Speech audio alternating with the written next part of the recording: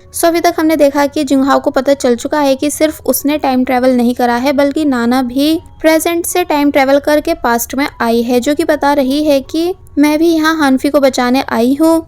Actually अब यहाँ पर 3 टाइमलाइंस की बात होने वाली है, इसलिए आप सभी बिल्कुल भी कंफ्यूज मत होना, मैं अच्छे से समझाऊंगी।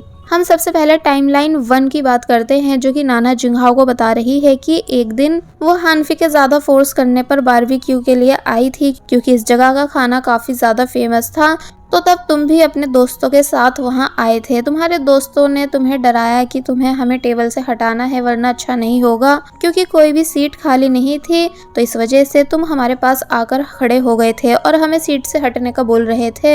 हानफी ने साफ इनकार कर दिया था, लेकिन तुम मजबूर थे टाओ की वजह से, इसलिए बार बार हमसे हटने का कह रहे थे, जिस वजह से फिर मैं हानफी से बोली कि चलो चलते हैं, वैसे भी हमने खाना खा लिया है। तो तब हानफी चलने के लिए मान गई थी, लेकिन जाने से पहले उसकी टाओ से थोड़ी बहुत लड़ाई हुई थी। मगर जब जैसे ही हम दोनों बाहर आए तो पता चला कि मेरा पर्स अंदर ही रह गया है, जिससे जब जैसे हानफी लेने जाने लगी कि तभी एक ट्रक आया, जिससे हानफी की टक्कर हो गई और हानफी की वहीं पर डेथ हो जाती है। प्रेजेंट में जिंगहाओ शॉक रह गया ये बात सुनकर, इसलिए समझ जाता है कि तभी मुझे टाइमलाइन 1 के थोड़े थोड़े ड्रीम्स आते हैं। नाना बताती है कि काफी टाइम गुजर चुका था, लेकिन मेरे मन में हमेशा ये रिग्रेट था कि मैं अपनी फ्रेंड को बचा नहीं पाई, क्योंकि उससे रेस्टोरेंट से चलने के लिए मैंने ही कहा था। इसलिए फ्यूचर में वो मुझे म्यूजिक सुनते टाइम नजर आई और फिर मैं पास्ट में आ गई थी, यानी टाइमलाइन 2 में। और फिर अब हमें नाना टाइमलाइन 2 का सीन बताती है कि हानफी को फिर से उसी रेस्टोरेंट में बारबेक्यू के लिए आना था। वो मान नहीं रही थी, जबकि मैं उससे काफी मना कर रही थी कि वो वहां नहीं जाए। मगर जब हानफी ने ज्यादा ही जिद करी तो तब मैं हानफी के आने से पहले खुद उस जगह पर आ गई थी, जहां जब मुझे तुम और तुम्हारे दोस्त दिखे थे तो तब मैंने टाओ के पैर पर वॉमिट करने की एक्टिंग कर दी थी और उसे एज ए सॉरी काफी सारे पैसे देकर वहां से भेज दिया था, ताकि वह तुम लोगों को दूसरी जगह ले जाए। और ऐसा हुआ भी था, लेकिन तब हानफी का एक्सीडेंट तो रुक गया था, पर मैं बुरी तरह जल गई थी और कोमा में चली गई थी। एक्चुअली टाइमलाइन 2 वही है जब हानफी नाना से दूर होने के बाद, यानी उसके कोमा में जाने के बाद जिंगहाओ के स्कूल में आ गई थी। नाना बताती है कि टाइमलाइन 2 में हानफी ने सुसाइड कर ली थी, क्योंकि हॉस्पिटल में मेरी कंडीशन सीरियस हो गई थी, इसलिए वो मुझसे मिलने हॉस्पिटल आ रही थी। लेकिन जब हॉस्पिटल आई और उसे फिर से रिग्रेट होने लगा कि मेरे साथ जो कुछ भी हो रहा है वो सब उसकी वजह से है, इसलिए उसने बिल्डिंग से कूदकर सुसाइड कर ली थी। जबकि उसकी डेथ के कुछ टाइम बाद ही मैं ठीक हो गई थी। एंड अब ये जो टाइम चल रहा है जिसमें हम दोनों हैं, ये है टाइमलाइन 3। और ऐसे ही सब कुछ वापस से रिपीट होता रहेगा, क्योंकि हमारे मन में रिग्रेट्स हैं। अगर हम हानफी को इस टाइमलाइन में बचा लेते हैं तो सब कुछ एकदम ठीक हो जाएगा और हम में से किसी के मन में भी कोई रिग्रेट नहीं रहेगा। तो तब जिंगहाओ, जो कि बहुत ज्यादा शॉक में है, वो बोला कि मैं हानफी को कुछ नहीं होने दूंगा, यानी इस बार मैं उसे कैसे भी करके बचा के ही रहूंगा। कि तभी सीन कट होता है और दिखाया गया कि ऐसे ही दिन बीतते गए और फिर अब जिंगहाओ डायरी में लिख रहा है कि कल फाइनली वो दिन है जब हानफी को प्रोटेक्ट करके हमेशा के लिए जिंदा रखना है। फिर दिखाया गया है कि वो स्कूल ड्रेस पहनकर ही हानफी के घर के बाहर बैठ गया था, ताकि हानफी उसके बिना स्कूल नहीं जाए, या बस आज वो पूरे दिन हानफी के साथ ही रहने वाला है। हानफी उससे पूछती भी है कि तुम यहाँ कैसे, तो तब वो बोला कि मैं बिल्कुल अभी आया हूँ, जबकि वो पूरी रात से यहीं बैठा हुआ था। दोनों अच्छे से एग्जाम देते हैं, जो कि बढ़िया रहा। फिर जब खुशी खुशी स्कूल से बाहर आए तो तब जिंगहाओ बोला कि मैं हानफी को घर जाने नहीं दे सकता हूँ, क्योंकि फिर मैं हानफी पर सही से नजर नहीं रख पाऊंगा, इसलिए हानफी को घुमाने के बहाने बीच साइड ले आता है, जहाँ ये दोनों बहुत देर तक अच्छे से एंजॉय करते हैं, यानी एक काफी अच्छा टाइम स्पेंड कर रहे थे।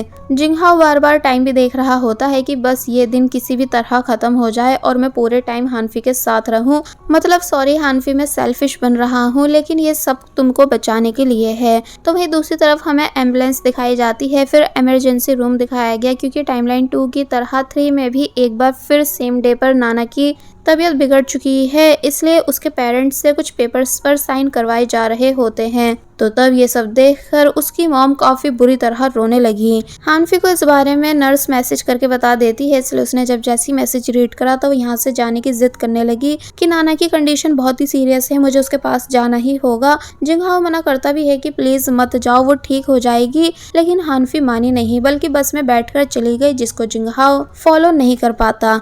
दूसरी तरफ जैनियो, जो कि कॉन्सर्ट कॉन्सर्ट के लिए रेडी है। उसे भी नाना की सीरियस कंडीशन के बारे में पता चल जाता है, इसलिए वो भी सदमे में चला गया।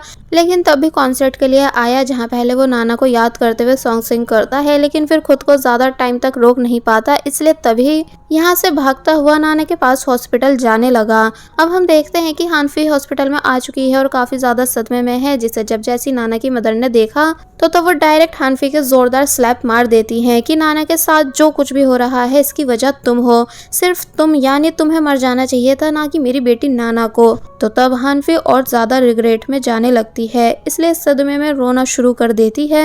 फिर तभी छत पर आ जाती है सुसाइड करने के लिए, क्योंकि अब वो और ज़्यादा रिग्रेट में जीना नहीं चाहती। साथ ही उसे सच में नाना के लिए बहुत बुरा फील होता है। दूसरी तरफ जिंगहाओ भी हॉस्पिटल आ रहा था, लेकिन तभी उसे हानफी की कॉल आई, जिससे वो नॉन स्टॉप यही सब कहने लगता है कि फिक्र मत करो, मैं तुम्हारे पास आ रहा हूँ, सब ठीक हो जाएगा। तो वहीं दिखाया गया कि हानफी भी जिंगहाओ के पास ही आ रही थी और बता रही है कि जब मैं सुसाइड करने गई तो मुझे तुम्हारे बारे में सोचकर हिम्मत आने लगी, यानी मुझे सिर्फ तुम्हारा ध्यान आया कि तुमने शुरू से मुझे कितना मोटिवेट करा है, इसलिए मैं तुम्हारे पास आ रही हूँ। नाना के पास जैन्यू आ चुका है और अब वो थोड़ी ठीक भी है। तो तब जाकर जिंगहाओ को चैन की सांस आई। उसे हानफी दिखी, जिसके पास वो जल्दी से भागकर आता है और बोला कि तुम वहीं खड़ी हो जाओ, मैं तुम्हारे पास आ रहा हूँ। फिर मन ही मन ये कहते हुए आने लगा कि फाइनली मैंने पास्ट चेंज कर दिया है, अब हानफी हमेशा खुश रहेगी क्योंकि वो जिंदा है। मैं खुश हूँ उसे जिंदा देखकर। लेकिन तभी स्पीड से एक ट्रक आता है जो कि जिंगहाओ को टक्कर मार देता है एंड जिंगहाओ वहीं पर बेहोश हो गया। हानफी शॉक रह गई ये सब देखकर कि अभी अभी ये सब क्या हुआ है, इसलिए तभी जल्दी से भागकर जिंगहाओ के पास आती है और काफ़ी बुरी तरह रोने लगती है।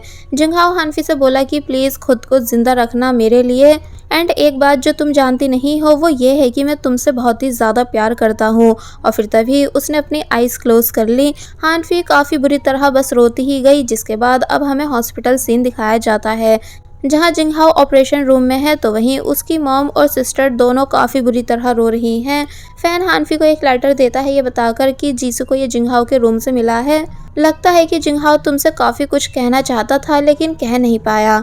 हानफी लेटर लेकर साइड में आ गई और अब जैसे उसे रीड करती है तो काफ़ी बुरी तरह शॉक रह जाती है, क्योंकि जिंगहाओ ने टाइम ट्रेवल के बारे में सब कुछ लिखा हुआ है कि वो कैसे कैसे हानफी को बचाने के लिए आया था, कैसे कैसे डे 1 से उसने हानफी का ध्यान रखा है और कैसे कैसे पास्ट को चेंज करा जा सकता है।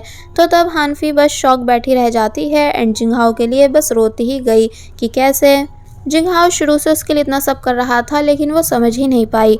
अब हम हानफी की उस डायरी को देखते हैं जो कि प्रेजेंट से जिंगहाओ पास्ट में ले आया था, वो गायब हो जाती है और फिर तभी स्टोरी पास्ट से प्रेजेंट में आ गई, जहां हम एक बार फिर उसी एम्बुलेंस को देखते हैं जिसे एपिसोड 1 में दिखाया गया था, जहां वही पेशेंट होती है जो एपिसोड 1 में जिंगहाओ को मिली थी। लेकिन इस बार यहां उसकी मुलाकात हानफी से होती है जो कि एक सर्जन बन चुकी है। हानफी अब जिंगहाओ के पास आती है जो कि पूरे 10 साल से कोमा में है एंड हानफी उसके उठने का इंतज़ार कर रही है और दिन भर की सभी बातें जिंगहाओ को बताती रहती है। साथ ही ये भी बताती है कि आज मैं उसी स्कूल गर्ल से मिली हूँ जिसके बारे में तुमने लेटर में लिखा था। फिर तभी जिंगहाओ के क्लोज आई एंड जिंगहाओ को किस करने लगी, ये कहकर कि मैं तुम्हारे जागने का इंतज़ार कर रही हूँ, इसलिए प्लीज़ उठ जाओ।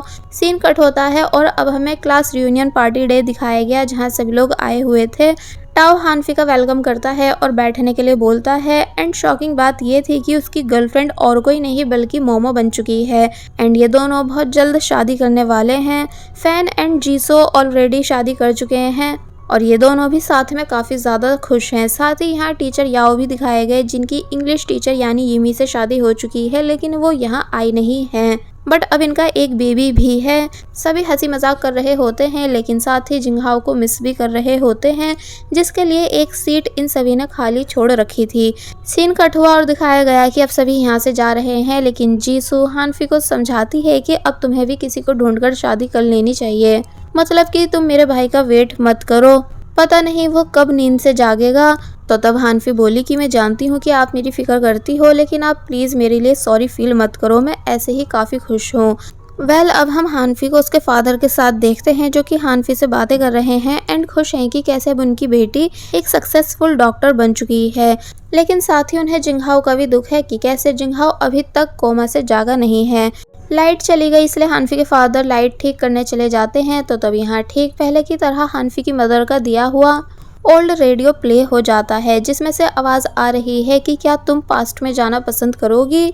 हानफी कुछ भी समझ नहीं पाती कि तभी वो बाहर जिंगहाओ को देखती है, इसलिए तभी जिंगहाओ का पीछा करने लग जाती है। यानी सब कुछ सेम पहले की तरह हो रहा है। जैसे पहले जिंगहाओ को हानफी दिखी थी वैसे ही अब हानफी को जिंगहाओ दिख रहा है। जिंगहाओ एक जगह आकर रुक गया, फिर स्माइल करता है और फिर तभी अंदर चला जाता है। हानफी भी जिंगहाओ को फॉलो करती है और जब अंदर चली गई तो तब एक बार फिर टाइम ट्रेवल हुआ एंड ये टाइमलाइन 4 है, क्योंकि हानफी की आंख अपने 10 साल पुराने वाले रूम में खुली है। सीन कट होता है और अब हमें फिर से एम्बुलेंस दिखाई जाती है जिसमें वही स्कूल गर्ल थी जो कि हानफी पर चिल्ला रही थी कि तभी जिंगहाओ भी यहाँ आता है। इसका मतलब ये है कि अब वो एकदम ठीक है, क्योंकि पास्ट में जाकर हानफी ने सब ठीक कर दिया था, क्योंकि इस बार उसे जिंगहाओ के लेटर की हेल्प से सब पता था कि कैसे कैसे सब कुछ चेंज करना है और कहाँ कहाँ वो मिस्टेक करती थी, कभी बारबेक्यू की जिद करके या फिर सुसाइड करके। इसलिए अब उसने सब अच्छे से चेंज कर दिया है एंड इसलिए सभी लोग अपनी ज़िंदगी में खुश भी हैं। ये दोनों क्लास रियूनियन पार्टी में आते हैं जहाँ सभी खुश हैं इन्हें देखकर। लेकिन जिंगहाओ सभी को बताने लगा कि वैसे हानफी और मैं आमने सामने रहते थे, यानी कि हम नेबर्स थे, लेकिन फिर भी हानफी ने मेरे स्कूल में एडमिशन नहीं लिया था। मतलब स्कूल हमने साथ में करा ही नहीं, बल्कि स्कूल के ख़त्म होने के बाद हानफी मेरी लाइफ में आई, जबकि ऐसा लगता है कि जैसे ही मुझे स्कूल टाइम से जानती हो। एक्चुअली हानफी ने पास्ट को चेंज करने के लिए स्कूल लाइफ में जिंगहाओ को खुद से दूर कर दिया था ताकि उसका एक्सीडेंट नहीं हो पाए। बाय द वे अब सब कुछ ठीक है, दोनों साथ में काफ़ी ज़्यादा खुश भी हैं। इसलिए जब वापस घर जा रहे होते हैं तो तरह तरह के प्रॉमिस करने लगते हैं कि हम हमेशा एक दूसरे का साथ देंगे, एक दूसरे को प्रोटेक्ट करेंगे और कभी एक दूसरे से दूर नहीं होंगे। वैसे गाइस आप सभी के माइंड में आ रहा होगा कि कहीं फिर से तो इनका टाइम ट्रैवल नहीं हो जाएगा, तो ऐसा नहीं है, क्योंकि इस बार किसी के भी मन में कोई भी रिग्रेट नहीं, और टाइम ट्रैवल तभी होता था जब मन में रिग्रेट रह जाता था। ये एक हैप्पी एंडिंग है जिसमें सभी लोग काफ़ी ज़्यादा खुश हैं। नाना और ज़ैन्यू को दिखाया नहीं गया है, लेकिन हानफी बातों बातों में बता देती है कि अब वो दोनों भी लव रिलेशनशिप में हैं, लेकिन सभी से छुपकर, क्योंकि पॉप स्टार्स की लाइफ को हाइड ही रखा जाता है। सो आप सभी को ये स्टोरी कैसी लगी हमें कमेंट सेक्शन में ज़रूर बताएं। और बस फिर इसी हैप्पी एंडिंग सीन के साथ ये ड्रामा यहीं पर एंड हो जाता है।